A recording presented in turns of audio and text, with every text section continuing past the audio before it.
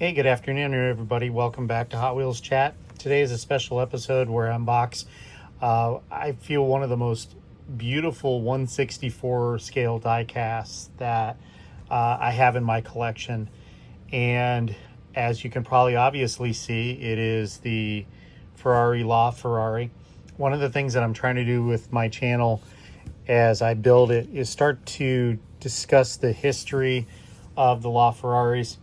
On this side is the Hot Wheels Eurozone LaFerrari that recently came out. On the right side is the Takara Tomy version of the LaFerrari. I've already had a video on my channel with these two cars, so I won't belabor that too much. But what I wanted to do is really talk to the history of the LaFerrari, or the Ferrari, for those who don't speak Italian.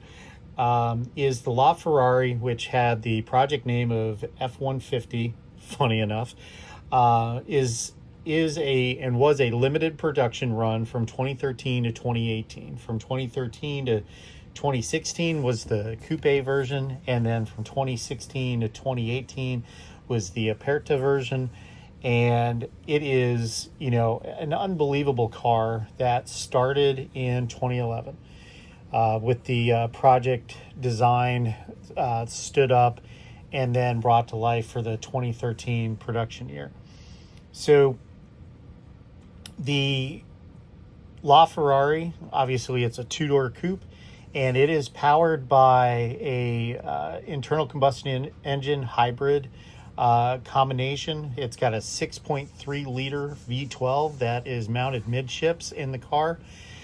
And then it also has one electric motor and one kinetic energy recovery system, or KERS, that was developed, and it gives it an overall horsepower of 950 horsepower. What an unbelievable car. In the 124 scale, because I like working in detail, one of the things I did do in building the 124 scale is work to accurately build out the hybrid side of the car. It is amazing how detailed you can get into that with aftermarket companies building all of the connectors via 3D printing and all the cabling and everything else. And it's an absolutely beautiful car. And for those who have seen the LaFerrari and seen the midships mounted motor, you're immediately drawn to the orange cabling that is inside the motor area, and that's all the electrical pieces to it. So the LaFerrari, to me, as I said, started a run of Ferrari cars. It was just absolutely unbelievable. With the cars that they're coming out today, to realize that this car was started in 2011, 15 years ago, and really started to be the reason why Ferrari is recognized over the past 15 years. I mean, obviously, Ferrari's had some iconic cars, but the LaFerrari really signaled a resurgence for them. The other side of my collecting and hobby within this environment is Gulf Racing Oils. The dynastic livery of the Gulf Racing Oils. And Ferrari played a big role in that, being on the opposite side, because for many of you who may be aware, the Ford GT40, one of the three that were at the 66 Le Mans, in which Ford broke Ferrari's chokehold on the 24 Hours of Le Mans, was a Gulf Racing Liveries GT40. So what better than to find what I'm about to unbox to you than a Ferrari LaFerrari in the Gulf Racing livery. Let me get the Eurozone out of the way and get the Tomy out of the way. Start to unbox it. This brand, Demon King Auto, let me zoom in so you guys can see that, hopefully. Demon King Auto. I found this at a local diecast shop here in the Northern Virginia area. And the moment I saw it, I was like, I'm going to buy this one. And it's absolutely stunning. So take that out of the way. I love how Demon King Auto's built this box so that it can be displayed, so you can, show it to people without even taking it out of the box.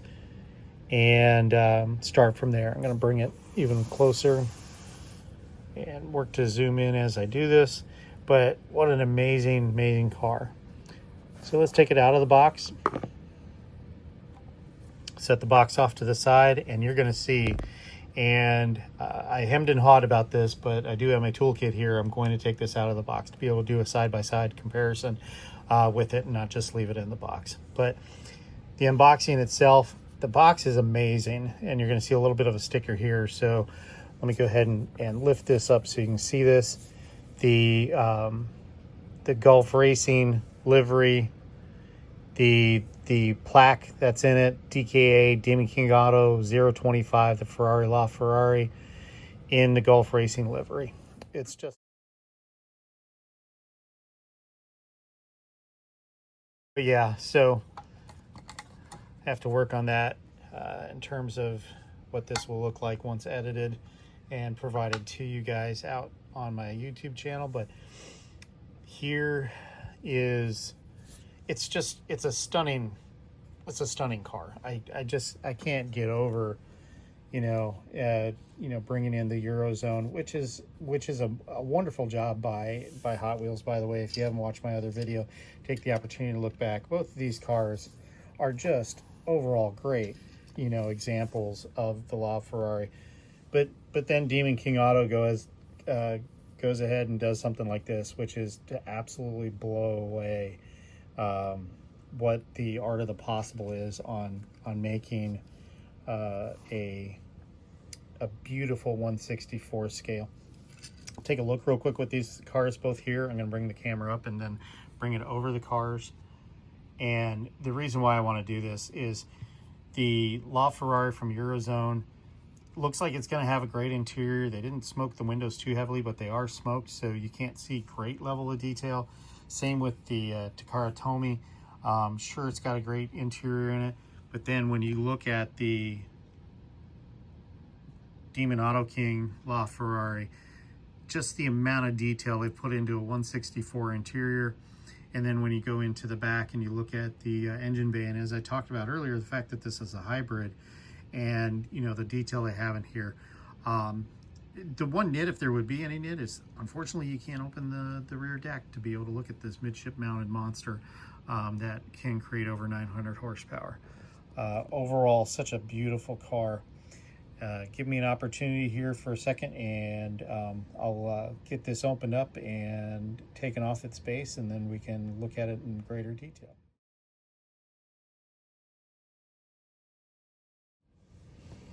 All right, what a beautiful, and this is my first time in all the time that I've owned it since December that I've actually taken it off the base. But my goodness, what a beautiful car. And in walking around the car, it's all of the little details that make this such a beautiful 1/64. And I'm going to focus on the mirrors just for a second. And the reason why that's important is because the mirrors are outstanding and they look like the car, the real one-to-one car. And what's really cool about it is Demon King Autos is taking the time to make sure that there's actual mirrors there, which for many people, maybe not having mirrors on a car, but here's an example. Here's a LaFerrari from Takara Tomy, no mirrors. Look how different that looks without its mirrors on it. The Eurozone, not quite as long. I mean, they're still cool, but it's not what Demon King Auto has done here. So let me make sure I got this focused on this appropriately.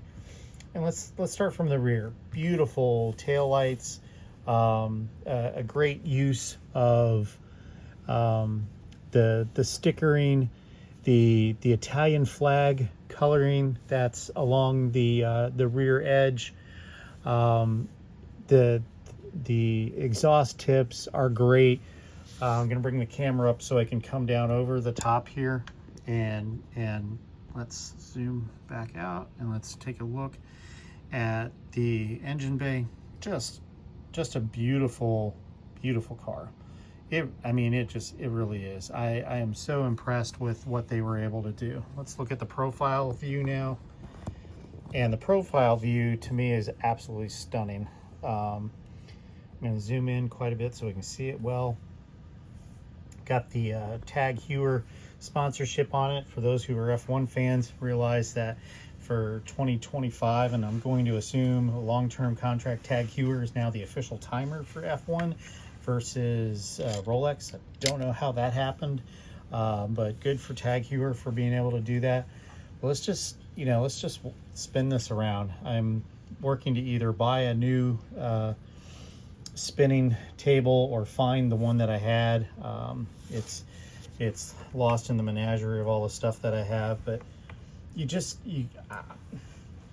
hear how speechless I am. I mean, the LaFerrari is beautiful, but then to put a Gulf livery on it, one of my favorite liveries of all time, and let's put it side by side with the Eurozone and talk about what you see difference-wise.